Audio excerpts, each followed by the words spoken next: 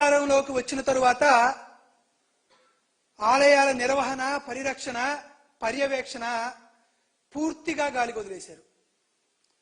ఏకాడికి తన రాజకీయ లబ్ధి కోసం దేవాలయాల్ని, దేవుణ్ణి రాజకీయాల్లోకి వాడుకోవాలనేటువంటి ఏకైక లక్ష్యంతో చంద్రబాబు నాయుడు గారి ప్రభుత్వం పనిచేస్తుందని ఎన్నో సంఘటనలు రుజువు అవుతున్నాయి. ఏకంగా ఈరోజు పరిస్థితి ఏంటంటే, శ్రీ వరాహ లక్ష్మీ నరసింహస్వామి దేవస్థానం అయినటువంటి సింహాచలంలో అప్పన్న స్వామికి ఎంతో ప్రీతిప్రాప్తమైనటువంటి పులిహార ప్రసాదంలో నత్త రావడం, అత్యంత ఘోరమైనటువంటి అపచారం నరసింహస్వామి వారికి జరగడం యావత్ భక్తజనం కూడా తీవ్రమైనటువంటి దిగ్భ్రాంతిలోకి వెళ్ళింది.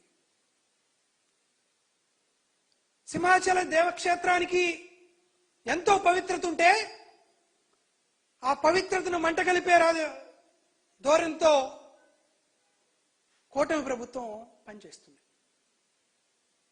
ఇది మొట్టమొదటి అంశమే కాదు, ఇటువంటి ఎన్నో జరిగినాయి.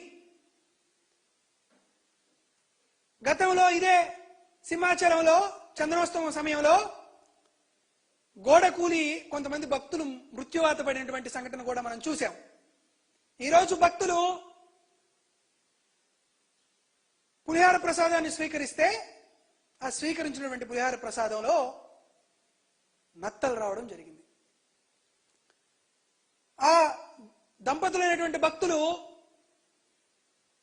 అయ్యా మేము తీసుకున్నటువంటి ఈ పులిహోరలో నత్తలు వచ్చాయని మళ్ళీ ఆ కౌంటర్ దగ్గరికి వెళ్ళి అక్కడ అధికారులకి విన్నవిస్తే నిర్లక్ష్యపూరితమైనటువంటి సమాధానం వారికి చెప్పడమే కాకుండా వారి దగ్గర ఆ ప్రసాదం ప్యాకెట్ను లాక్కొని మీ దిక్కున్న చేటు చెప్పుకోండి, ఈ విషయాన్ని మీరు బయటకు చెబితే మీ పైన చర్యలు తీసుకుంటామని వారిని బెదిరించి వారిని భయోత్పాతులకు గురి చేస్తే వారు సింహాచల అధికారుల యొక్క నిర్లక్ష్యాన్ని, కూటమి ప్రభుత్వం చేసినటువంటి అపచారాన్ని ప్రజలకి తెలియజేస్తూ ఒక వీడియో రిలీజ్ చేసి భక్తులందరూ, ప్రజలందరూ అప్రమత్తంగా ఉండండి, కళ్ళకద్దుకొని తినాల్సినటువంటి ప్రసాదం ఈసారి నిశితంగా గమనించి తినాల్సినటువంటి దుర్భర స్థాయికి సింహాచల ఆలయ నిర్వహణ ఉందని వారు తెలియజేస్తూ వారు ఒక వీడియో పోస్ట్ చేస్తే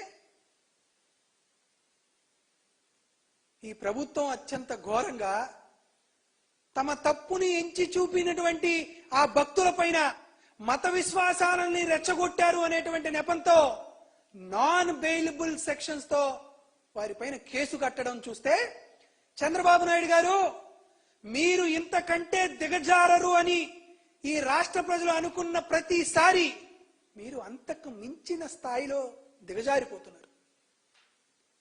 వాస్తవానికి భక్తులు ఈ ప్రసాదంలో లోటుపాట్లు ఉన్నాయి, ఈ ప్రసాదం శుద్ధిగా లేదు అని చెప్తే ఆ సూచనని తీసుకొని ఎక్కడ పొరపాటు జరిగింది, ఎక్కడ నిర్లక్ష్యం జరిగింది, ఎందుకు ఈ నత్తలు ఈ పులిహారలో వచ్చాయి, ఎంతమంది ఈ నత్తలు కలిసినటువంటి పులిహారాన్ని చూడకుండా ప్రసాదంగా స్వీకరించారు అని ఒక డిపార్ట్మెంటల్ ఎంక్వైరీ జరిగి తరువాత జరిగేటువంటి కార్యక్రమాల్లో, చేసేటువంటి ప్రోగ్రాంలో ఇటువంటి పొరపాట్లు జరగకుండా ఉండడానికి ఒక నిర్దిష్టమైనటువంటి విధానం, ప్రణాళిక చేయాల్సింది పోయి, బాధ్యులైనటువంటి అధికారుల పైన చర్యలు తీసుకోవాల్సింది పోయి, ఈరోజు చంద్రబాబు నాయుడు గారు నిర్లజ్జగా, నిస్సుగ్గుగా భక్తుల పైన కేసు పెడుతున్నారంటే ఒకటి అర్థమవుతుంది, రెడ్ బుక్ రాజ్యాంగం అనేది రాజకీయ నాయకులను వేధించడానికో, వ్యాపారస్తుల్ని బెదిరించడానికో కాదు, చివరికి దేవుడికి కూడా రెడ్ బుక్ రాజ్యాంగం అమలవుతుందని అర్థమవుతుంది. దైవ భక్తుల పైన కూడా రెడ్ బుక్ రాజ్యాంగం అమలు చేస్తూ ఒక దాష్టికానికి తెగబడుతున్నారని అర్థమవుతుంది. ఈ రోజు మీ అందరికీ చూపిస్తున్నాం, ఇదిగోండి, భక్తులు వారికి వారుగా స్వయంగా వారు ఇన్స్టాగ్రామ్ లో అప్లోడ్ చేసినటువంటి ఫొటోస్ ఇవి. స్పష్టంగా వాళ్ళు ఇన్స్టాగ్రామ్ లో అప్లోడ్ చేసి, ఇదిగోండయ్యా నత్తొచ్చింది అని, పులిహార ప్రసాదంలో నత్త వచ్చిందని భక్తులు సాక్ష్యాధారాలతో సహా వారు అప్లోడ్ చేసినటువంటి వ్యవహారం ఇది మన కళ్ళ ముందే కనపడుతుంది. కాబట్టి ఈరోజు చాలా స్పష్టంగా చెబుతున్నా, చంద్రబాబు నాయుడు గారు మీరు చేస్తున్నటువంటి ఈ దేవస్థానంలో రాజకీయాల్ని ప్రజలు క్షమించరు. యావత్ హిందూ ప్రజానీకం, ప్రజా సంఘాలు, భక్తజన సందోహం కూడా చంద్రబాబు నాయుడు గారి ప్రభుత్వానికి ఇది చివరి హెచ్చరిక చేస్తున్నారు. ఇకనైనా రాజకీయాలు మాని ఆలయాల నిర్వహణ పైన కాస్త శ్రద్ధ పెట్టండి.